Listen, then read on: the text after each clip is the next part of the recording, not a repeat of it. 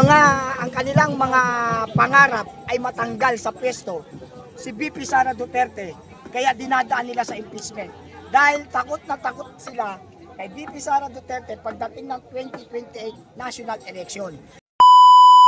ICC is not the state, it is international court. Mayroon tayong judiciary system sa bansa na to, mayroon tayong Korte Suprema, at ang nagkasala dito sinasala, pinupusisi at inukuri at nililitis, hindi sa ibang bansa. Tungkol sa impeachment, mayroon na namang teknikalidad ang impeachment process. Tandaan niyo, February 2, February 4, February 5, wala pang 1 year ban, nagsumiti na ng articles of impeachment. So, isang paglabag yan. Kasi mas mahalagang unahin ang flood control. Ang flood control ay mahalaga dahil ito ay kaban ng yaman na ninanakaw lamang ng mga magagaling na mga mathematician, na mga politiko ng kanya-kanyang distrito. So mga kababayan, wag sana tayong maging kulambo o wag sana tayong maging ulap ang isipan. Maging malinaw ang ating isipan sa mga nangyayari. Nakikita nyo yung klase ng pang-aalipin, pang-aalipusta nitong mga iilang elitista at ng kasamang mga makakaliwang grupo at ng katulad na rin, kasama rin dyan ang iba pang mga kaparian at obispo sa Katoliko. So, isang grupo ito na lumilikha ng hierarchy colonial status era. So ito yung hagdanan na kapag ikaw ay ordinaryo at simpleng mamamayan, ay kaya kanilang alipinin, alipustahin dahil sila ay nasa tugatog na kapangyarihan. So hindi yan namin sinasang-ayunan, bagkus tinututulan yung sistema ng pang-aalipin at pang-aalipusta sa kapwa Pilipino. Marami ang mga sumusuporta lalo na sa parte ng Mindanao at Kabisayaan na manawagan na itigil ang impeachment na ito. Sa halip, pagkukulan ang flood control project scam na ipinagmamalaki ng administrasyon na to. Bakit walang nakulong? May ICI pero walang nakulong. Naasaan ang ombudsman na sa halip na siya ang mag-iimbestiga, siya pa ang nagkakaso. Mr. Rimulya, nakalimutan mo ang trabaho mo. Hindi trabaho ng ombudsman ang magkaso. Ang trabaho mo mag-imbestiga sa mga tiwalit at mga mandarambong na opisyalis ng bansang ito. So, suportahan nyo ang rally na to dahil ito ay para sa lahat. Ito ay para sa ating kasarinlan na tayo ay mayroong sariling hukuman sa bansang ito at hindi sa hukuman ng banyaga. Ang ICC is not part of our judiciary system. So, kung ano man yung pinaglalaban nyo tungkol sa RA 9851, basahin yung maigi.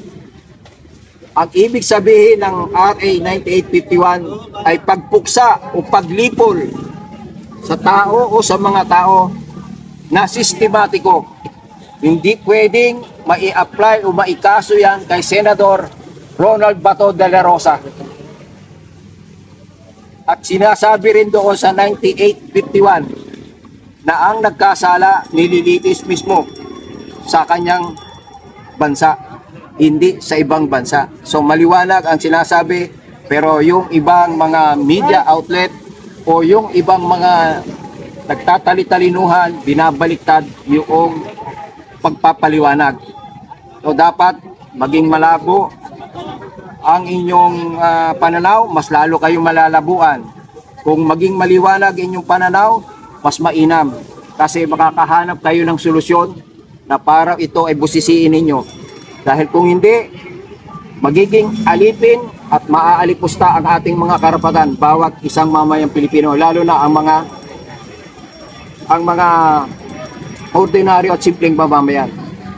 So ito lang ang aking panawagan basahin yung maigi ang RA 9851. Ang bawat isa doon ay mayroong kahulugan na hindi sinasabi na ang isang nagkasala ay dapat litisin sa ibang bansa. Sir, may question lang ako, sir. Okay, sir. Isa lang. Sir, any opinion doon na pumirma po si Kamanggagawa Party List, yes to impeach BP Sara?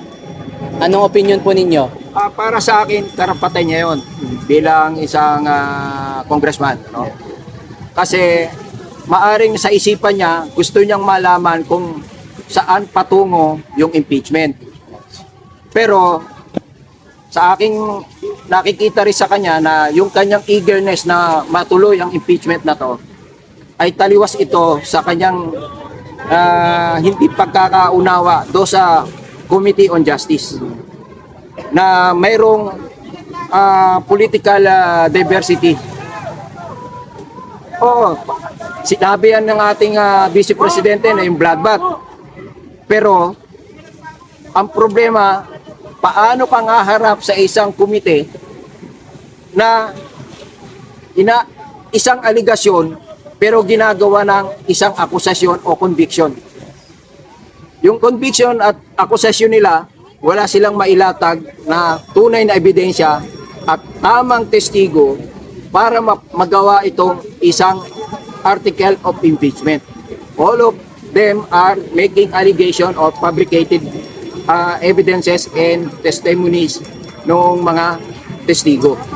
So, para sa akin, yung sinabi ni Kamanggagawa Representative Eli San Fernando, bahagi yun ng kanyang pagbibigay lamang ng opinion o yung pagkarapatan niya na bumoto ng yes. Well, yun yung na gusto niyang makita o malaman dahil doon pag umiiral na yung proseso ng paglilitis, malalantad doon yung mga tama at mga kasinungalingan na fabricated ng mga kontra dito sa pagkandidato ng ating Vice Presidente. At yun ang magiging gusto nilang mangyari. Pero nga, dahil nga masigit na dapat na i-prioritize ang flood control project scam na yan, dahil marami ang mauungkat at marami ang malalaman ng taong bayan kung paano yung sistematikong sindikatong operasyon ng flood control project scam na yan. Yun lang ang masasabi. Isa pa, sir. Sige, sir. Susugan ko lang. Nagulat ba kayo na bumuto siya yes? Hindi. Hindi ko kinagugulat yung pagboto ni Kaeli San Fernando. Unang-una, matalas siyang magsalita, matalas din yung kanyang kaisipan. At yung ulitin ko, yung kanyang pagboto ay hindi ko ikinagugulat yon. Sa iba siguro ikinagugulat yon dahil nga dapat panig. Pero sa kanya, hinihimay niya roon kung iiral yung impeachment. At ganoon din naman ang ng ating panawagan ng ating Vice Presidente tungkol sa sinasabi niyang bloodbath, diba? So, ibig sabihin doon pa lang ay tagisan na ng katotohanan. At yung mga kasinungalingan ay malalantad ito sa taong bayan. Kaya, confident si Kaeli San Fernando na bumoto siya para malantad ang katotohanan. Para yung mga tiwali at mga corrupt officials ay mapangalanan, mabanggit, maging aral ito sa ating lipunan, lalo na at magkaroon ng amyenda ang ating mga batas na may butas. Kasi ang ating batas may butas talaga, marami. Hindi nga lang natin nakikita mga simpleng mamamayan dahil ang pinagkakabalan natin mostly yung mga drama na may drama ng mga buhay. Hindi tayo nakapokus doon sa suliraning bansa. Sir, bilang isang simpleng mamamayang Pilipino, sir, sang-ayon ba kayo sa ginawa ni Senator Bato na umalis sa custody ng Senate? Sang-ayon ako dyan. Bakit? Sir. Wala pa namang kaso na naisampa. Unang Yung pangalawa, wala namang karapatan ang ICC na bubuli sa kanya kasi hindi naman estado ang ICC. Ang ICC ay walang kapulisan na para siya ay humuli. So kailangan nila yung red notice magmula sa Interpol. Ang Interpol ay hindi bahagi ng ating soberenya. Nauutusan sila because sa international treaty yan. So, isang bahagi yan na ang isang tao na walang kaso at inaakusahang pilit o binabaliktad ang mga pangyayari, may karapatan si Senador, ang ating butihing Senador na si Ronald Bato de la Rosa, na lumisan, umalis pansamantala upang magkaroon ng kapanatagan ng Senado, upang ang bawat isa magawa yung tungkulin na nakaatang sa mga senador, upang hindi tayo magkaroon ng higtingan ng bawat isa. Isang matalinong hakbang yan, isang makarunong hakbang yung ginawa ng ating butihing Senador Bato de la Rosa. Anong masasabi mo dun sa mga pagsisinungaling ni Director Matibag ng NBI, sir? Kahit na marami ng video nagsisilabasan na talagang mayroong NBI na pumasok dito sa Senate ay kanyang pinipilit na wala daw pong NBI na inuutos niya na pumasok sa Senate. Para sa akin yung pagsisinungaling ngayon ay parte ng pagtataksil sa isang mandato. Kung ang totoo ay pinasisinungalingan para maging maganda lamang ito sa paningin o sa pakikinig ng iba, ito ay pagtataksil. Hindi dapat pinagtataksilan o pinagtatakpan ang anumang katiwalian. Dahil ito ay dapat siya ay isang non-partisan. Neutral siya.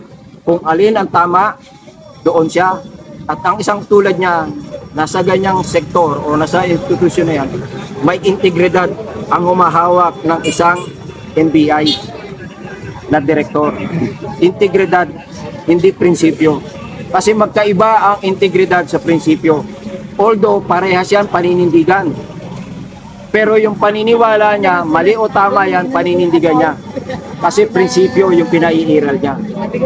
Pero yung klase ng integridad ay dumadako yan, pumupuntriya yan sa makatotohanan, sa totoong sitwasyon na nangyayari.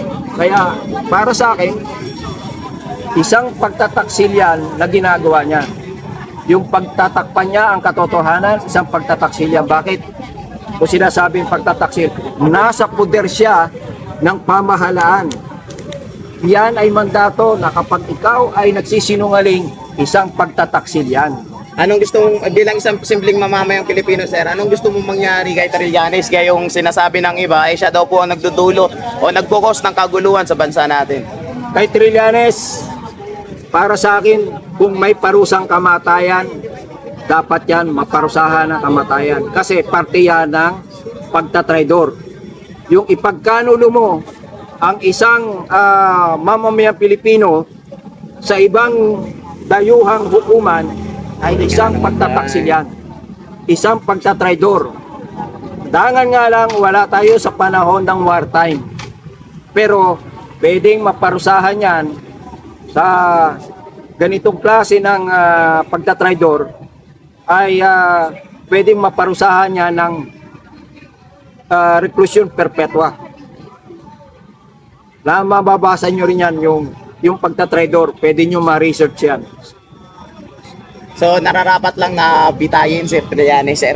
Kung mayroon tayong death penalty, sang-ayon ako dyan. Dapat bitayin ang katulad niyang mapanggulo,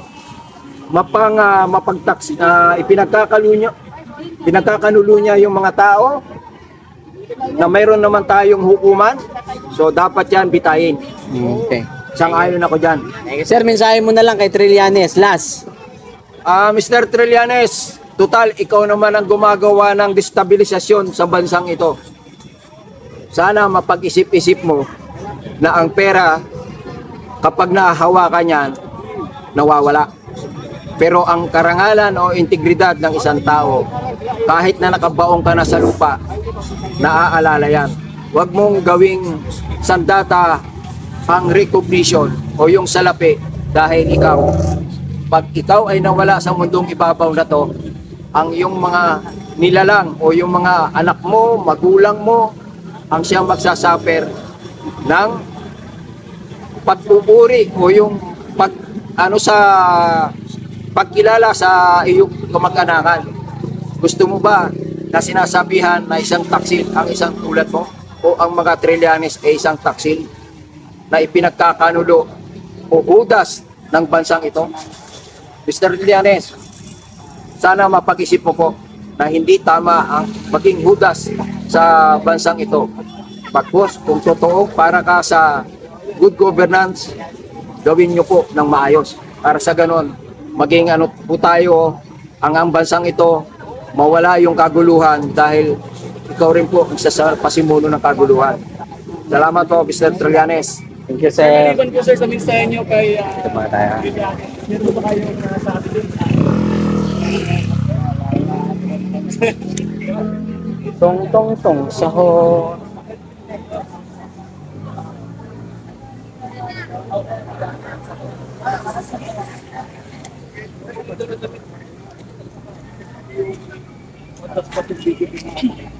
Para pa sa mga ano.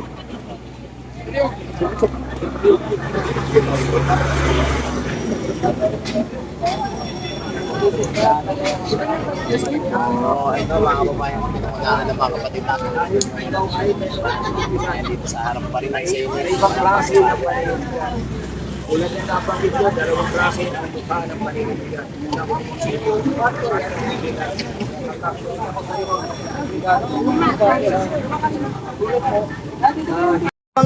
Ang kanilang mga pangarap ay matanggal sa pwesto si VP Sara Duterte, kaya dinadaan nila sa impeachment dahil takot na takot sila kay VP Sara Duterte pagdating ng 2028 national election. Yan po ang tunay na dahilan kung bakit gustong-gusto nilang ma-impeach. Kaya kung ako tatanungin nyo, hindi po ito ma-impeach dahil ang mga mamamayang Pilipino ay ayaw ma-impeach ang VP Sara Duterte. Bakit? Dahil si VP Sara Duterte ang only hope ng Pilipinas. Tanging pag-asa ng Pilipinas para bumalik uli ang kaunlaran, ang respeto ng ibang bansa sa atin at ang ekonomiya ay muling buhayin. Dahil ang tunay na may malasakit at pagmamahal sa ating bansa ay only Duterte. Kaya si VP Sara Duterte, that is next president, our future president, Sara Duterte. Sir, may mga umuugong na balita tungkol dito sa palitan na naman ng Senate President. Pagkatapos na maupo ni Senator Peter Aran Cayetano ay may gusto na naman silang ipalit. Bakit kaya nagkakaganito sa tingin niyo, sir?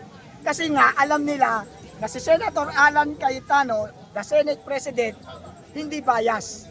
Si Senator Alan Peter Cayetano, Senate President at this present time, ay merong tunay na pagmamalasakit sa katotohanan. Ihayag ang katotohanan na walang kinikilingan. Kaya yun ang kinatatakutan nila na ma-outnumber sila at ang maging final decision ay hindi ma-impeach ang ating VP Sara Duterte. Kaya gusto nilang bawiin ang liderato ng Senate President. Yan ay pangit talaga yan. Bakit kamo? Andyan na siya, Senate President na, bakit hindi nila pabayaan?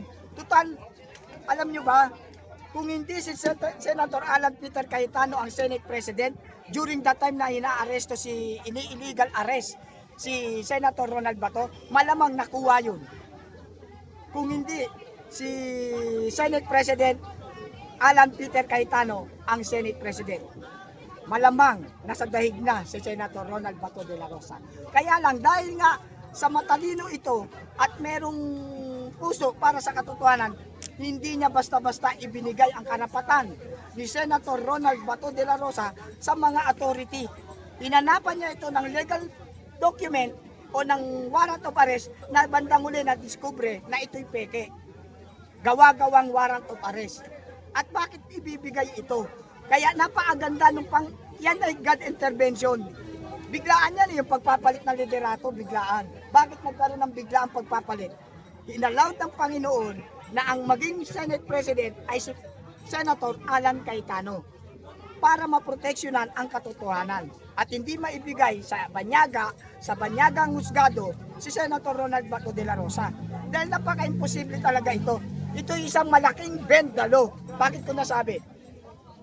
Ano ang basehan para siya hulihin? Wala namang ginawang crimes o meron mang sinasabing crimes pero meron ba nakasampang kaso sa local court natin? Wala.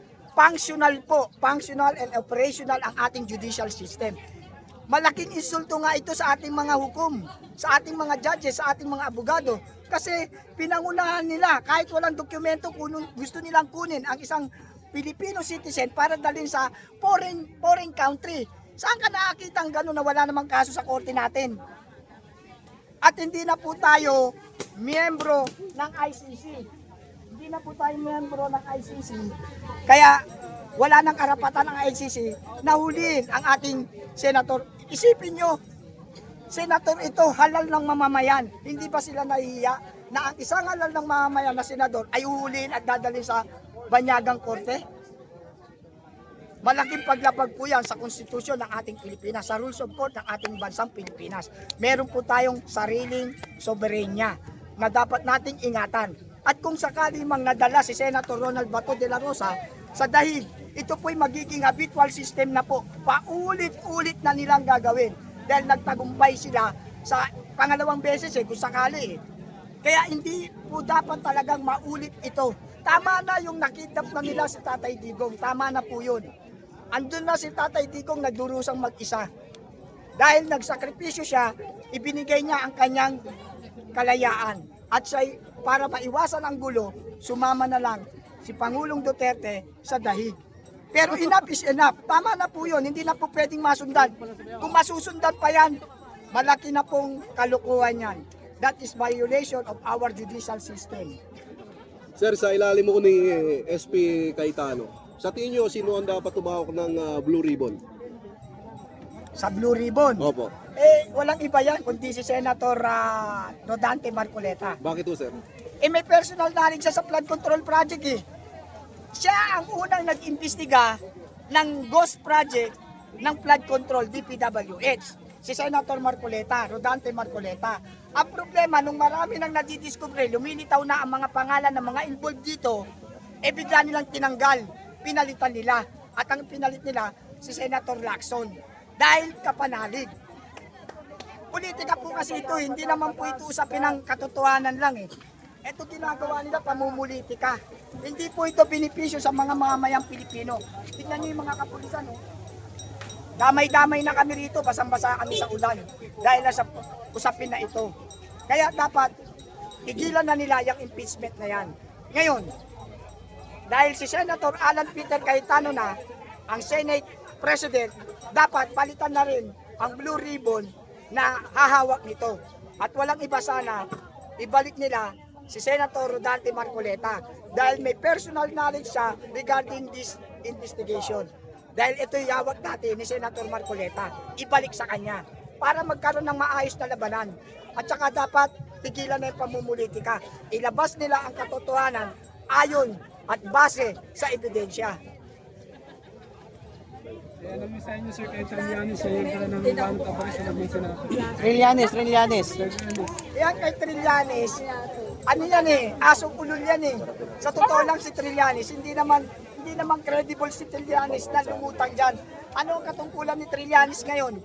Wala namang katungkulan si Trillanes ngayon, di ba? He is a private citizen. Bakit siya nasa loob ng Senado? Bakit siya mayawak ng warrant of arrest? Ano ang authority ni Trillanes para magkaroon ng warrant of arrest? Ano ang authority ni Trillanes para makapasok sa loob ng Senado?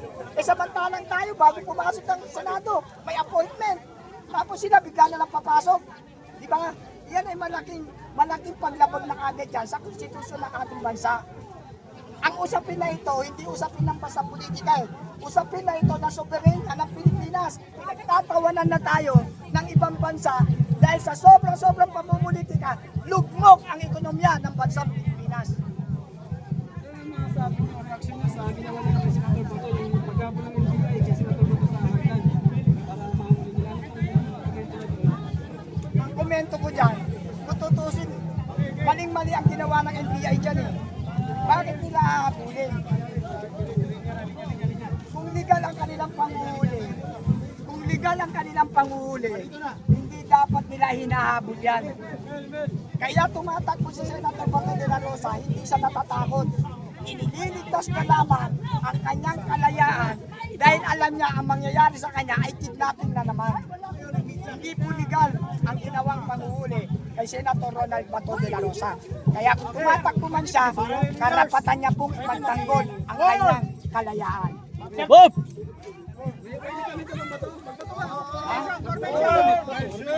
Asan pa? Formation! Formation!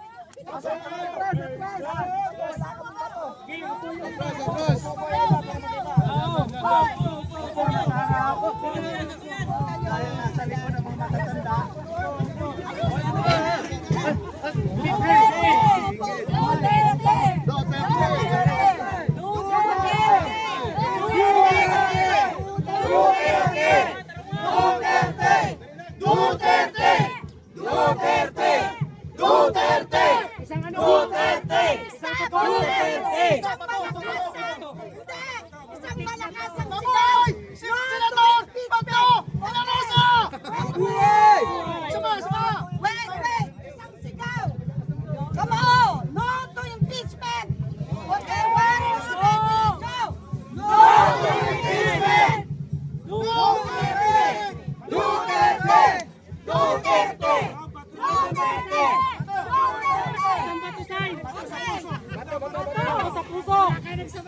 Senator Bato de la Rosa, suportado ka namin. Okay? 1, 2, 3, go! Senator Bato de la Rosa, suportado ka namin. Corn beef.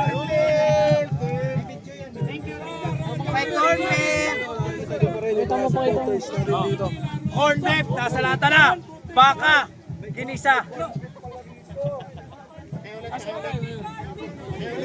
Corn beef, nasa lata na. Nagkasya silang lahat dito. Mga corn beef yan! Ito, corn beef.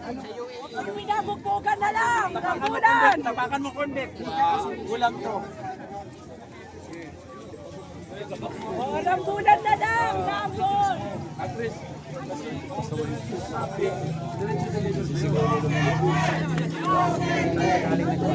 Ulan bigla, di ba?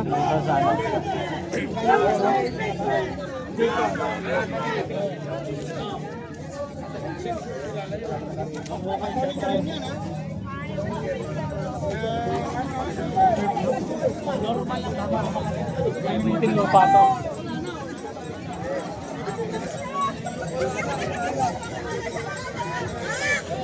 Bong, naka-ready na yan? Ready na?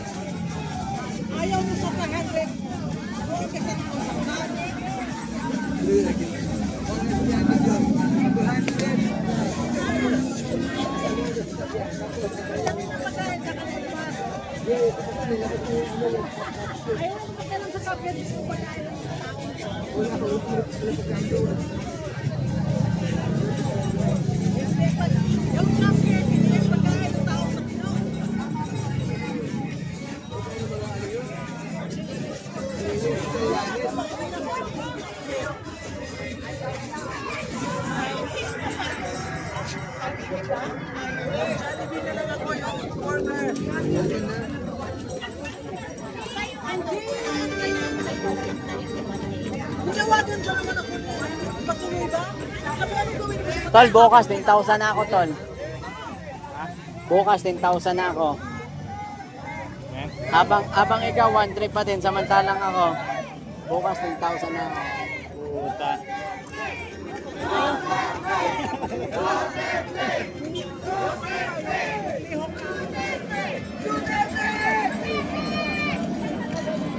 Monetize na agad yan, no? Ito na lang akin. Monetize na eh.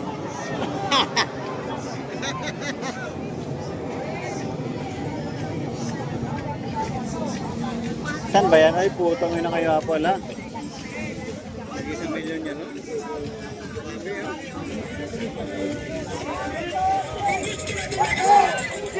Tingin sa akin. Patayin na sa akin. 1-3 na. 1-3 na?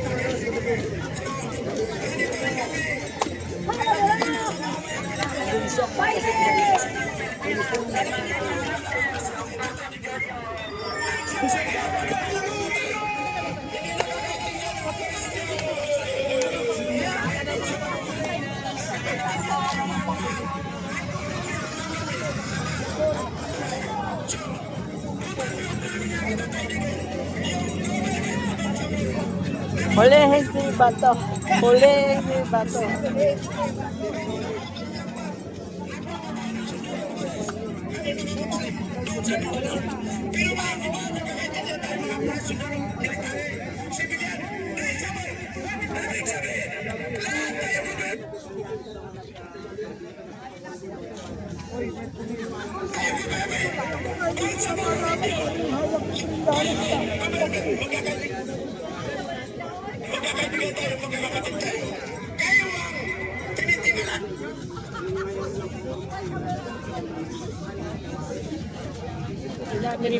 Si ano sinakyan nyo tayo papunta dito? Puro grab. Yayamanin talaga doon. Nakuha mo.